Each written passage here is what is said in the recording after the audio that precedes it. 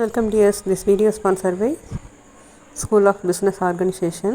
நம்ம திருவண்ணாமலையில் இருக்காங்க. 5 இயர்ஸாக போய்கிட்டு இருக்கு. சக்ஸஸ்ஃபுல் கம்பெனி இது.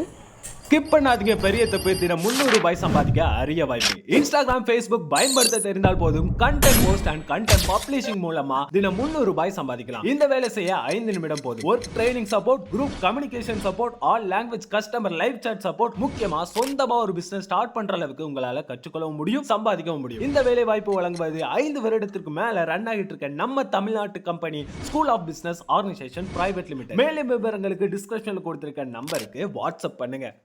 ஸோ இப்போ நம்ம குங்குமாதி ஆயில் மேக்கிங் எப்படி பண்ணுறதுன்னு பார்க்கலாம். இது ஒரு herbal product, skin glowing oil. நம்ம நிறைய ஹெர்ப்ஸ் வச்சு இது பண்ணக்கூடியது.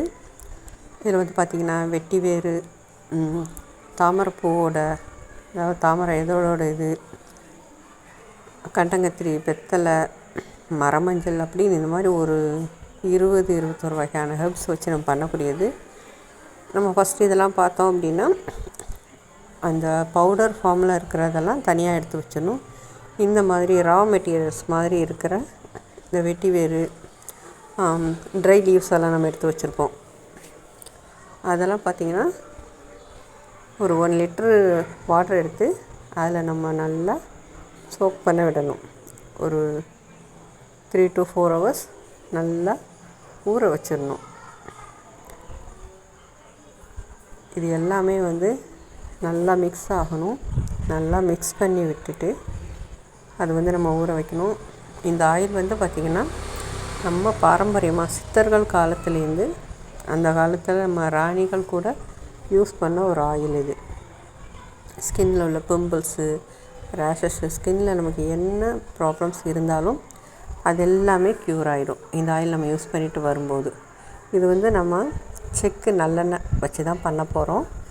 ஸோ இப்போ நம்ம சட்டி காஞ்சதும் செக்கு நல்லெண்ணெய் ஊற்றியாச்சு. அந்த பவுட்ரு ஃபார்மில் இருந்தது இல்லையா, அதெல்லாமே நம்ம இதுக்கு ஃப்ரெஷ்ஷான ஆட்டுப்பால் நம்ம யூஸ் பண்ணுவோம். அந்த ஆட்டுப்பாலை வச்சு இந்த பவுடர்ஸ் எல்லாம் நம்ம மிக்ஸ் பண்ணி உருண்டையாக உருட்டி வச்சுருக்குறோம். அந்த ஆட்டுப்பாலை ஊற்றி அந்த பவுடர்ஸ் எல்லாம் நல்லா பிணையணும். நல்லா மிக்ஸ் பண்ணி அதை இப்படி பவுட்ரு ஃபார்மில் போட்டால் நமக்கு அவ்வளோ கிடைக்காது. ஸோ அதனால் இப்படி நம்ம வச்சு அதை நல்லா கிளறி விடணும். எண்ணெய் நல்லா சூடாகி வரும்போது இந்த ஃபார்மில், இந்த டெக்ஸ்சரில் நமக்கு தெரியும். அதை நல்லா கிண்டிக்கிட்டே இருக்கணும்.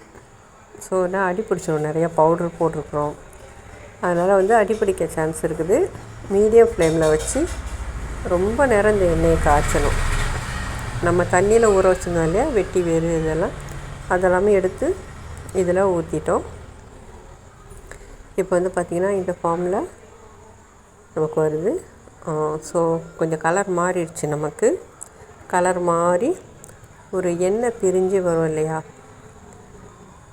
இந்த கண்டென்ஸில் இந்த டெக்ஸ்சர் நமக்கு வந்ததுக்கப்புறம் இந்த எண்ணெய் பிரிஞ்சு மேலே வரணும்.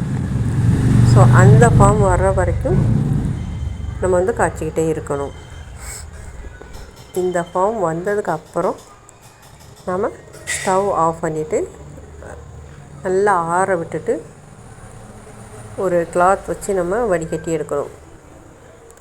ஸோ இந்த வீடியோ உங்களுக்கு பிடிச்சிருந்தா லைக் பண்ணுங்கள், ஷேர் பண்ணுங்கள், கமெண்ட் பண்ணுங்கள், நம்ம சேனல் சப்ஸ்கிரைப் பண்ணுங்கள். தேங்க்யூ.